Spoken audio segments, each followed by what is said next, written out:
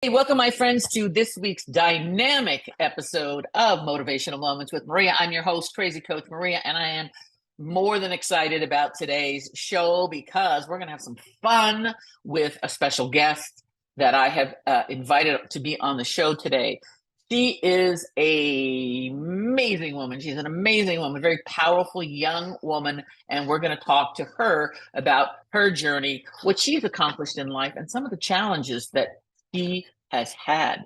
And you know that every week it is my intention with this podcast to bring you some thoughts on personal growth, personal development, some new ideas, because it is my hope that you experience more joy, fulfillment, energy, productivity, and love in your life. So, without further ado, let me introduce to you Mrs. Kiara Luna. And Kiara is a bilingual. She's a bilingual therapist, licensed mental health therapist. She's also a best-selling author and the owner of New You Psychotherapy. And I'm reading this, so my apologies for that, but I'm going to read it. Now, she has over a decade of experience, and she has helped couples. Did you hear me? I said couples develop new rituals of connection, increase their fondness, increase their admiration for one another. And how many of us could use that? Seriously. And she has been featured in Fatherly, Psych Central, Bustle, Wedding Wire, Active, and more. Now, she is a powerful speaker, and you're going to hear that in a minute. Just an incredible, energetic woman. And she loves to empower, educate, and motivate audiences. So, Miss Kiara, thank you and welcome to the show today. I'm thrilled that you are here, and I am honored to be in your presence. Hi Maria. It's so nice being here with you. Thank you so much for inviting me to your show. It's an honor for me to be here with you. So thank you. Thank you for having me. So, Ms. Kiara, we are so excited that you are here with us today. And as I said, I appreciate you being here, and I'm excited because I want to talk with you about the things that you've accomplished in your life. You're a very young, dynamic speaker, author. You have your own therapy business, and you have just done a lot in your short time. And I know that over the years, you've had some challenges. So, Kiara, talk to us a little bit about your background, where you came from, some of the challenges that you've had to overcome. Great story. Yeah, thank you so much. Thank you for that question. So, life for me, I was born here in the United States of America. I grew up in a parent household. And at 6, 7 years old, we decided to move to the Dominican Republic. And as a family, we made that decision. Well, my parents made the decision. I had no saying. uh, but we lived in the Dominican Republic for about 6 to 7 years. And I remember that shift for me being very challenging because even though in my home Spanish was spoken, Spanish had been my second language, right? And English was my primary language. So when I moved to the Dominican Republic, it was a culture shock, right? Because now everyone speaks Spanish. Now I have to learn the language and force myself. So it was a lot of challenges when it came to that. And then 7 years later, we moved back to the United States. So I stayed here from 13 and on in the United States. So you've experienced a little bit of challenges as a born in the United States, but then going back to the Dominican Republic, excuse me, not knowing anyone, Right. Well, stepping no. into. So Oh, yeah, okay, so go ahead. In the Dominican Republic, still had a lot of, so all of our family, majority of our Okay. family lives there, right? So we have family from my father's side, family from my mother's side, so a lot of family over there. So but we also have family here in the United States. So a lot of what we left or I left behind here in the United States was friends, right? My culture, of course, the comfort level of already having a structure here in the United States.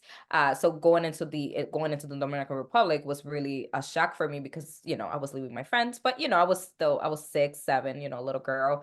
But it was really difficult for me because of the language barrier and having to now pick up on things that I didn't have to before, and then going into a school where that was not actually very welcomed, the fact that I didn't speak Spanish fluently. And, kids used to pick on me, bully me, and just a lot of experiences that were not really fun. Yeah, so you did experience bullying as someone coming in from the United States into the Dominican Republic, even though you're Dominican, right? Yeah, even though I'm You're Dominican. DR.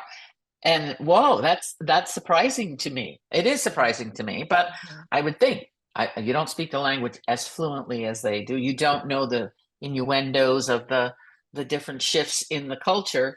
So, and how long do you think it took you to really acclimate? That's a great question. So, in my experience, it took me about maybe I would say a year, really, like a Mhm. year to really get into the rhythm. I remember that at that school that I was attending, because children are going to be children, but at that I felt really lonely and I felt really like I didn't belong. That was the first time, but now looking like in hindsight, I felt like I don't belong here, Mhm. even though I looked like them. So that was really confusing to me, you know? Uh, and then I remember telling my parents, like, I want to, no, put me out of the school. I do not want to attend the school anymore. I don't feel good. I don't like it. My father was all for putting me in the public school because it was a private Catholic school and my mom wanted me there. And my mom didn't want to take me out. But then after I explained to her what was it that I was experiencing, and also all of my friends that I had made in the neighborhood used to go to this public school, then I was able to convince my mom to change me to that other school where I then started to feel like I was fitting in. And a lot of my confidence was coming back, my self-esteem was coming back because I was in community in a place where I actually felt accepted for who I was, and not rejected for who I wanted to be. That is that's a great story. I mean, that is good because you realize, hey, I'm not fitting in, even though I look the same. I'm not fitting in, Yeah. and I want to go someplace where I fit in. Now, fast forward. Now you're 13 years old and coming back to the United States. Mhm. Those are pivotal years. Those early teenage years. What was that experience like? Oof. Oh, that was hard. That was really challenging for me because now I'm in DR and I made my community. I have my friends. I have everything there.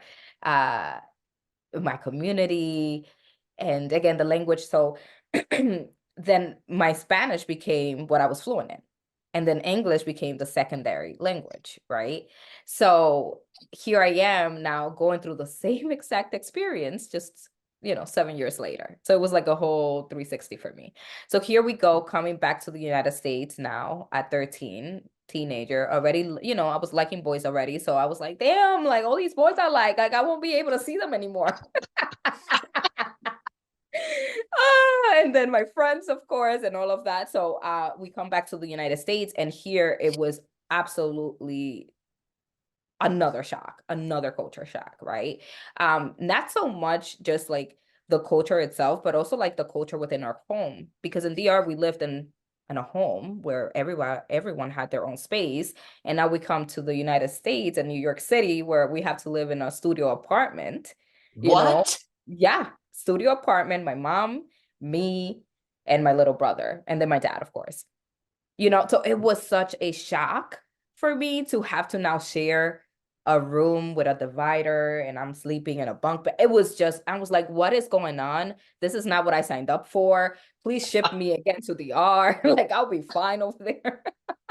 So, but it was very, very a very challenging moment for me in that way. I remember I was really, really upset. I remember that I was angry because I Mhm. just couldn't understand why couldn't just we make it work over there. Like, you guys are two adults, make it work, you know? But I was really angry at that. And as time passed, I just had to, begin to adjust to what my reality was going to be. But coming back here was also another shock because again, the language, I didn't speak it fluently or as fluently as I would have wanted to. What really helped, I believe in God, and I believe that I'm one of his favorite children. So I know that he's always looking out for me. And I remember that one of my fears, and because of I already knew the experience that I had in DR, was that I was going to go through that same experience of not feeling accepted in whatever school I was placed in. And thankfully, Oh, ooh, yeah, that's yeah. rough. That was rough. That was really rough. That was a fear that I had. And I prayed that, God, please like make sure that you find something that's actually good for me and it's a good fit for me. So my mom did a really great job at looking for schools and really doing her homework as to like, okay, where can I put this girl where I can also feel safe? Because around that time, my zone school was the Kennedy in New York Mhm. City, and that's at that time it was known as one of the most dangerous schools. So my mom did Oh, not want me ouch. to go there. Yeah, my mom did not want me to go there at all. She was adamant. Thankfully, we then ended up finding a school where it was a school where so many cultures were in there. So it was like like a school where a lot of immigrants who came in to the United States and did not speak the Mhm. language, right? So I know that we called it here ESL school. I Yes, think. English Yeah. English as a second language. Yes, yes. Mhm. So I mean, I felt at home. I felt at Yeah. home there. So many different communities, so many different cultures. I felt like, okay, like I see people who look like me here and also speak the English that I speak, you know? So it was a beautiful experience to be in that environment because it still maintained my confidence level and my self-esteem, and it was really supportive of who I've become, honestly. Right. And when you meet you, I mean, you appear to be very confident. You have great self-esteem. I mean, you have a great presence about you. Mm. And going through those experiences, what do you attribute that to? I mean, building that because there were some big challenges for you going back to DR, coming back to the US. How did you overcome those? How did you Yeah. overcome that fear, that rejection, that bullying? Tell me about that because it says something about your resilience. Thank you. That's a great question. Um, I think a lot comes also from me witnessing how my mom has moved throughout the years. She has really been an amazing inspiration and example when it comes to resilience and also confidence. Hmm. My mom is the person that you would always see smiling no matter what. She could have a Yeah. really bad day, but she always puts a smile on, even if she's having a hard day. You would not know, you know? Um, so that really, really inspired me when I was little. I always used to see that as like, oh, that is so, she was just arguing right now and she's just here like giving this person her best self, which it was, I always say there's a negative and a positive to everything, right? Because it's like, okay, well, are you giving yourself your best self as well? That's a whole different conversation. But um, but my confidence really came, definitely began at home. And also hearing, I was always affirmed in my home, always reminded that, you're great at whatever you put your mind to do. You can do anything. So always hearing also those words in repetition, like repetitively, really also supported me in becoming a more confident person as I have gotten older. And I think that then when I became older and I have gone through other challenges in life, I've just reminded myself that I can do anything I put my mind to, and that whatever it is that I put that focus on, that's what's going to come to fruition. So it's really been a mind thing for me, and being Uh-huh. conscientious of those Right. thoughts that I'm having and what is it that I'm thinking and how is it that it's manifesting in my life. Beautiful. Beautiful. I love that because you know how much I love having a strong mindset, having a positive attitude about things, and making sure that we have great role models. And one of the things I always say, be the best role model that you can be for someone else, right? Be the Yeah. best role model you can be, because people are always looking at you now, aren't they? They're Yeah. observing, they're seeing what's going on, how are you reacting? So good for you that you had an excellent role model in your mother. I mean, that's beautiful. And I Thank too, I you. had a great role model. I mean, my mother was not very well educated, but she worked hard and she instilled in us a work ethic like no other. So work, never been afraid of work. So it makes such a difference, right? Thank you. Yeah, it makes And such a difference. it makes such a difference. So now, what inspired you to pursue your current career, your current passion? Because I know you're very passionate about what you do. Yeah. Huh. So when I was little, I was always called, so people always thought that I was, well, people knew that I was young, but they really were confused about that because I was so wise.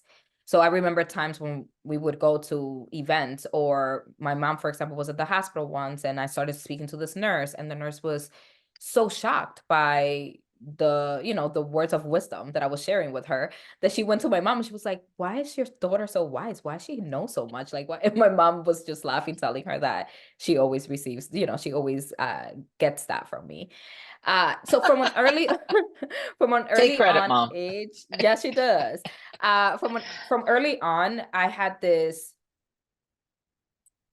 inner kind of wisdom to give advice to other people, or to help people, see the strengths that they do have that they are not aware of. So from really early on. Now, at that time, I didn't know what therapy was. I didn't know mental health. I didn't know any of that. So in my mind, it was not to become a therapist ever, because I didn't know that that was even a thing. If anything, the things that I wanted to do when I was a little girl was singing, dancing, or being an actress, being a criminal defense lawyer. So those were the things, because I was surrounded by those things. Now, as I got older and I started experiencing, I went to school for my bachelor's in criminal justice, and because my mindset was, I'm going to at 11 years old, I decided I was going to be a criminal defense lawyer. So since then, that was my mindset. That's what I was going to do. I came here, I went to school, I did my bachelor's in criminal justice. And then I said, let me take a break to really explore what is it that I want to do next. And I had different jobs, and I had this job where I had the opportunity to work with families, to work with children in crisis. And I realized how naturally it came to me to de-escalate them when they were in crisis, to support them and provide them skills to be able to, have better relationships with themselves and each other. So I was like, maybe I want to be in the mental health field. Mm, I was already doing a lot of mental health related work, but I didn't see myself as a mental health provider. Uh, got it. yeah, so that's really where it all kind of started unfolding for me, at that job at the mobile crisis team. And then after that, I decided to go to school for mental health, and then one thing led to the other, and it just kept on, piling up. I feel like God has just guided me to finding me in this Hmm. in this work, and that's really what has inspired me. It's like just working other people in the community is what has inspired me to do this work, Hmm. as I noticed that in so many ways, in our own community, right, the Spanish community, this is such an important topic, which is mental health, but it's so often ignored or Hmm. downplayed, right? So when I saw that need, yeah, when I saw that need, I was like, okay, this is what I want to do, and bring awareness to my community, so there can be so much healing, and so many cycles be broken now because of us bringing awareness to what this actually is. And I love the way you state that, because it's so true. And there's just such negativity around someone that has a mental health issue, right? People think, "Oh, they're crazy, están locos," but not, they're crazy, Sí. but they're not. Ujú. We have to, as a society and as our community, understand that mental illness is an illness. Mental health illness is an illness, Yeah. just like any other type of illness. If Yeah. you had a pain in your insides, what would they do? X-ray. MRIs, ultrasounds, right? But who ever evaluates the brain? Right. Because Right. there are some deficiencies, there are some challenges that we have when someone is mentally ill, and we Right. just ignore them or we shun them, which Hmm. is we have to change our thinking around that, right? Yeah, absolutely. And it's so just so unfair, right? Because just like physical health is important, or mental health is important, right? We Hmm. have to begin to prioritize that. And mental health too, I think that people have this concept that mental health is just for the people who are severely ill, right? So like they're looking at it as if, well, you only need therapy if you want, if you don't like you, that means that you're weak then because you should be able to figure it out. That's one thing that, I hear often. Or two is that it's really for the people that just cannot control themselves. And I'm like, no, no, no, no, no, no, no, no, no. Therapy is for all of us. Therapy is so supportive and so helpful just to organize your thoughts, organize your ideas, know what you're thinking. Sometimes, a lot of us walk through life, most of us, honestly, walk through life unconscious. We're not actually paying attention to we're not present, in the here and now, and not realizing how much our body actually connects with our mental is so, so not beneficial for us because we'll pay a price for that, and our body pays a price when our mental health is not in check or it's not being attended the way that it's supposed to. Hmm. Yeah, and in your eyes, how do you see your industry changing, your field changing, evolving in the future? And what are some of the trends that you find like really exciting? Yeah. So one of the ways that I see mental health changing is more people being open to it. And I've seen that already taking a spike in the amount of people that are seeking out there for support and mental health. So I see a lot of younger generations, but also older generations being open to it. And that always brings me so much joy because I can see now that their mindset is changing as to how they have perceived mental health in the past. Um, Another way that I see it also taking off, and one of the things that excite me is with social media, right? Is being able to now have a platform where we are able to share our tools and our thoughts Hmm. and our strategies to be able to support others that may not have the privilege to be able to go to therapy, right? Because therapy is just one tool to be able to go through your healing journey, right? There's so many Correct. other tools that you can have. So having social media as a tool to be able to use the other tool, which is therapy, to provide to others just the strategies and just the insights that we have to be able to uh, go into their own healing journey and personal development is something that really, really excites me. Yeah, it excites me too. And I was talking to someone last week, and they said, "Well, when did your personal journey begin in personal development?" I said, "In my early 20s." I was very fortunate that someone introduced me to, quote, personal growth, personal development, and I learned so much about myself, right? And when you learn so much about yourself, you begin to see the patterns in your life, Yeah. and you say, "Whoa!" And I have to disrupt that pattern because it's been something I've been doing over and over. Now, in the 70s, because my age is showing, people thought it was cultish if you went to any of those personal growth and Mm, personal development things. And I said, "Oh, you're in a cult." And I said, "No, I'm just learning about myself and who I am and what I am and what the possibilities in life are." Right. yeah. And so, and I am one of those education junkies. I love personal development, personal growth. I love helping people see the possibilities just like you do. And I know that because of the awareness and social media, that it's becoming much more accepted and much more available to everyone. I mean, just like doing Yes. this podcast, she's like, you're catching some people's attention because they're really listening to you. I mean, you've been through it, you've seen it. Yeah. And what I love is that you're just continuing to put the message out there.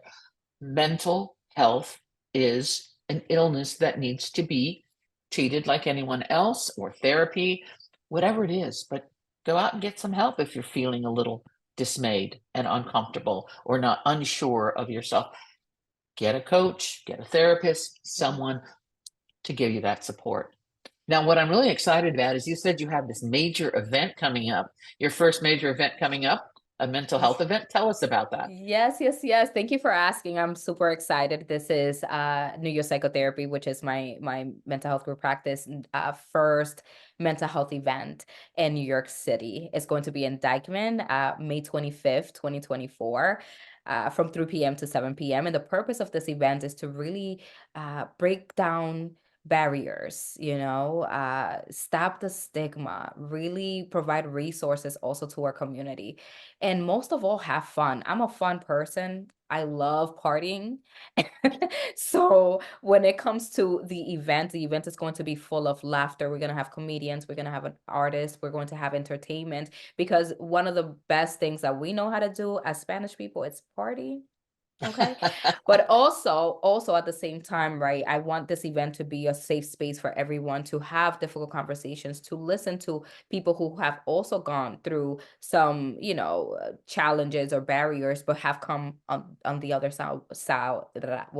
on the other side winning and being their best versions. So the event is just surrounded by a community as well. So that's the intent. That's the intent, is that our community comes together and enjoys and has a great understanding of what mental health actually is and the way that it could benefit us to just be a little bit more mindful about it. Okay, great. Now, again, that's May 25th, which is a Saturday. And Yes. the location of the event again?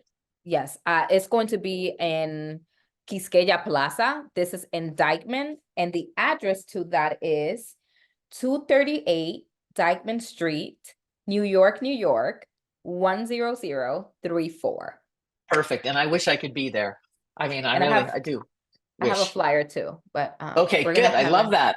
we're Oh, you're gonna bringing the community together. yes, yes, yes, yes. And I wish you were there too, Maria. I really did. I really do. I really do. I know. Well, yeah, I'm sorry. I booked an event that weekend already, Ugh, but otherwise, and when you do it again, I would be more than happy to come. And as an example of someone that has been through the churn myself and has learned how to deal with all of life's challenges, because we are so powerful, we are so resilient, we rise up and we show absolutely. up, right? We rise up and we Absolutely. show up every day. And what the work that you're doing, the work that we do in this personal development space is so important for everyone. Yeah. Kiara, what's a message that you'd like to leave for parents, children, Mm. grandparents? What's a Mm. message you'd like to leave? Ooh, let's see. So a message I would love to leave the audience with is tune in with your inner self. Hmm. Explore what are some of those things that may be showing up for you. Do the hard things. I think that sometimes we're so scared of it, of actually tuning in with who we are or who we truly feel like we are today, because we may be having challenges of accepting parts of us that are difficult to accept. But what I challenge you to do is to dig deeper into what those parts of you are that you may have a hard time accepting, to start actually doing the work to loving those parts of you, because that's what makes you special. There's one thing that we sometimes feel that we reject the most about us is the one thing that people want to see the most from us. So learning how to love yourselves, learning how to apply compassion and really treat yourselves like you treat your best friends. That's what I always say. If your best friend comes to you with an issue, you would listen empathetically, you would be there for them unconditionally. So what are ways that you can be for yourself the best friend that you are to your own best friend? How can you show up with yourself with that unconditional love and that compassion? Because that's what truly is going to set you free and allow you to be the best person that you want to be and that you deserve to be, because you're special. You are. We are all special. And I love the way you Yes. put that. Now, I have to ask you, what message would you give to your Latina sisters? Ooh. So to my Latina sisters, I would say, tú tienes el sazón, mami. Okay. So go out there and do what you want to do what your heart desires, because you're so worth it and you belong. And no matter what others tell you, remember that if there's a fire in your belly, is because God placed it there for a reason. So find what that is for you. find your tribe, find your community, find people that are going to lift you up and not doubt you. We already do a great job doubting our own selves and being in our head about like whether I should do this or I should not do that. Go for what it is that you want, and trust me and believe me, everything will open up for you. Beautiful. That is amazing. That's beautiful. I love the way you put that. Go for it. Thank In you. other words, just go for it. And Do it. don't let cultural norms get in the way. Don't let societal norms get in the way. Just go. Be you. Do you. And you'll have everything that your heart truly desires. Yeah. Right? You It's will. yours. Absolutely. It is. Okay, fun question, because you know I like to have fun too. I'm the big genie and I'm coming down and I'm granting you 3 wishes. What would those be? Oh my goodness. I love this. Okay. First one would be uh the one that I would ask today would be, okay, give me enough money to retire my parents. That would be the first one. I want to retire my parents. Good. First one. Second one would be second one would be provide me with a building where I can have community events, okay, unlimited community events, promoting professional development, personal development, mental health. So I would have my practice there too, all of that. So a building, I'll ask for a building in New York City, by the way. And then the third one would be, let's see. The third one would be for there to be intentional, but there to be a immense sort of awakening in the world where everyone realizes that, oh, wait a minute, if I take care of myself and I do the inner work, I'll be able to be the best version of myself and like overcome all of these, mood swings that I may be feeling, or like that would be definitely something I'll ask for. Provide like get like, I don't know, do like a little magia and allow everybody to understand the need for them to look inward instead of relying on Beautiful. external factors. Right, because we rely on external factors and we're always, looking at judging ourselves, comparing ourselves, and gossiping about the world, right? Blaming, yeah. Yes, exactly. So let's just do the work with ourselves. And once you do the work with yourselves, my God, the world opens up to possibilities. I love your Yes. vision. You're going to get that building. I know you're going to get your building. Someone is going to Thank you. donate it. I can see this happening. Amen. I mean, Amen. I can see this happening. So now, if someone wants to get hold of you, they want to reach you, how do they do that? Yes, thank you. So you can go to my Instagram page at MRSKIARALUNA. So at Mrs. Kiara Luna. You can also reach out to me via email at Kiara@newyoupsychotherapy.com. And you can also visit my website, newyoupsychotherapy.com. Beautiful, beautiful, beautiful. Miss Kiara, Mrs. Kiara Luna. I love that. And I know your story and your beautiful children and your wonderful Yes. husband. Yeah, it's great. I just want to say how much I enjoyed having you today on the show. And I really, really appreciate you taking the time, because I know you're one busy woman, especially with this event coming up. Oh, So I know you'll be posting a lot of stuff, and we'll post it all. Just share it with us, and we'll post it all to our communities as well. thank So you my so much. friends, I want you to look up Mrs. Kiara Luna and go follow her. She is a great woman, and she is a young, dynamic, upcoming superstar in the world.